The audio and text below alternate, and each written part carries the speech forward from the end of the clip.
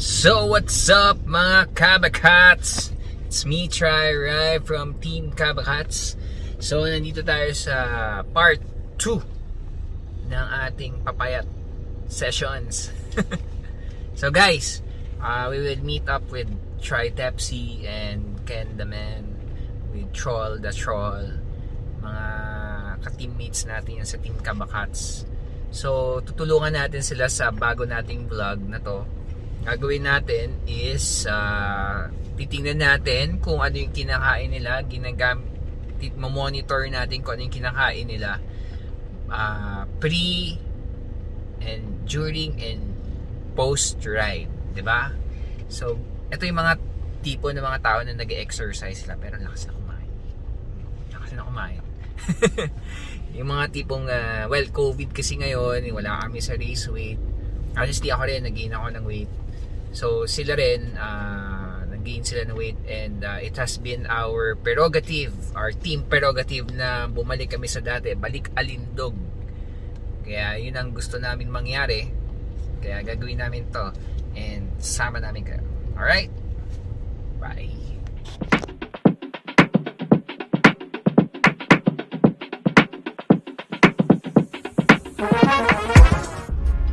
Meet ko sila sa Sangyupsal. Hopefully okay naman doon kasi meron naman kaming taga-Hinway. Pag-uusapan namin nila OTEP yung aming strategy kung paano namin papapayatin yung mga sarili namin now. So tingnan natin sila. Diba? Kain muna. Dami nyo na.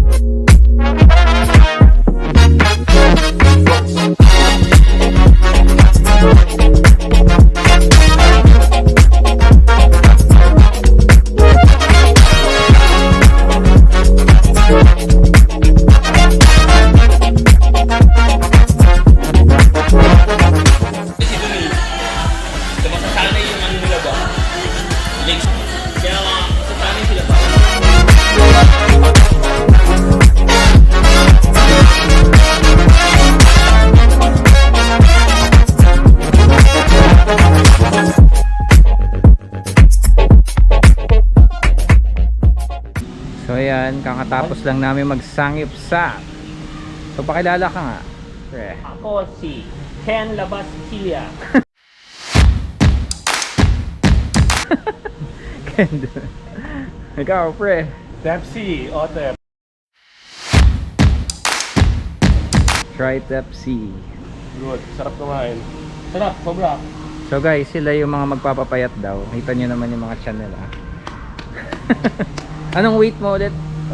Right now, 105 kilograms or 230 Pounds. Ikaw? 75.6 kilos. 75.6 Nakalimutan kilos. ko ilang pounds yun. Mamaya ko na compute. Multiplied by 2.2. So ang gagawin namin, mag-ride kami sa Saturday. Punta kaming Manays, our favorite kainan na pinaka the best lomi saka ano yun, kinakain natin doon, pre? Tokwat baboy. Yan yung mga ride na hindi ka papayat. So papakita namin kung ano yung mga, syempre magka-carbo loading kami bukas.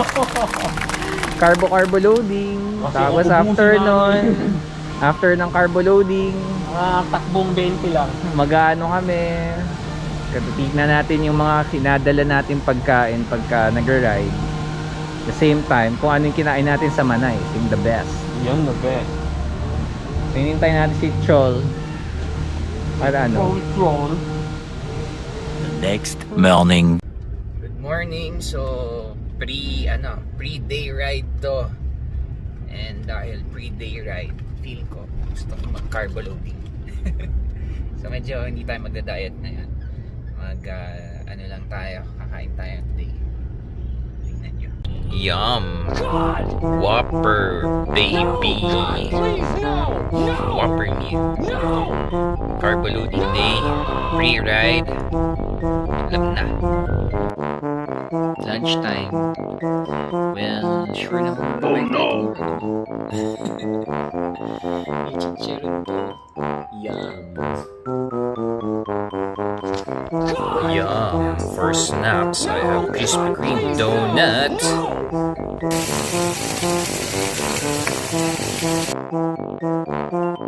The next morning.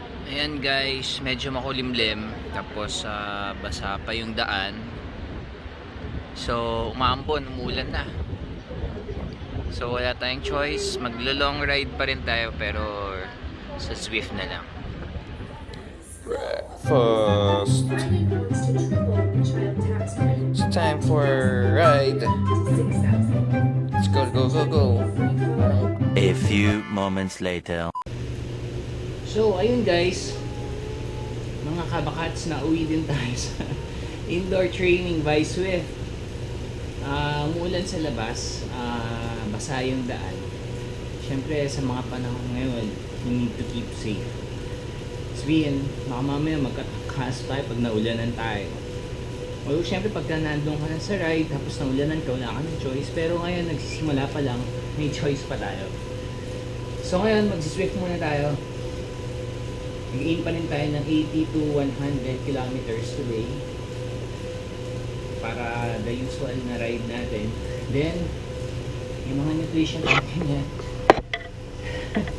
It's not the best nutrition, pero it gives you a pack of calories. Then, let's see. Tingnan natin. Okay?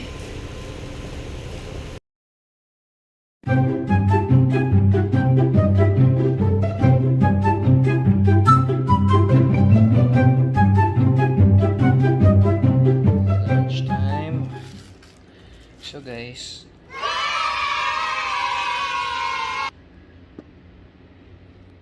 A few moments later. so, ayun na, tapos na mga guys. Tapos na yung araw natin. So, ni-monitor natin yung pre-ride, during ride, and post-ride. So, gusto natin makita kung ano yung result. Pero number one, may mga nangyari for today. Alam nyo naman, umulan. So, hindi tayo nakapag-bike sa labas.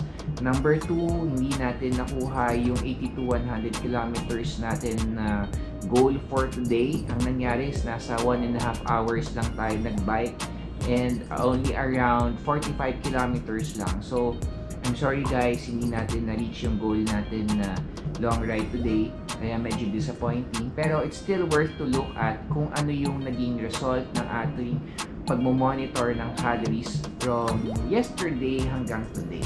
Alright? So, di ba nag-monitor tayo ng pre-ride. Nakita nyo naman lahat ng mga kinain ko during ride and post-ride, no? So, number one, to let you guys know, ang goals ko for food or ang BMR is 1,500 calories, okay? Ang total food na kinain natin kahapon, which is lamon, hindi siya carbo loading, lamon, for me yan lamon is 2,983 calories, okay? So, yung calories na yon isama natin, i-minus natin dun sa calories na BMR natin, which is yung goal natin. Ang pinaka total calorie gained natin is 1,480. So ibig sabihin, ang dami natin kinain, hindi naman tayo nag-exercise, so definitely meron tayong gaining ngayon. Kasi I was thinking na magbabike tayo bukas or ngayon, tas long ride. So, na-plan natin na mag-load tayo ng calories. Pero unfortunately, hindi nangyari yun. Well, ganun talaga guys.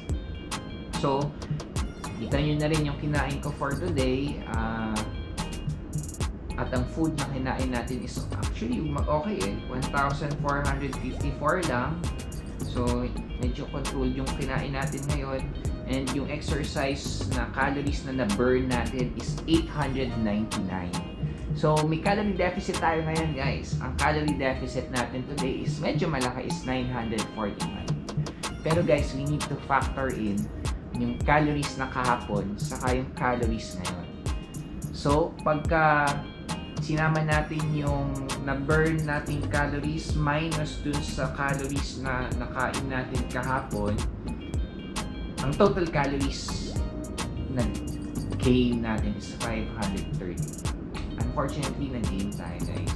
Hindi tayo pumayon. So, nakita nyo yun.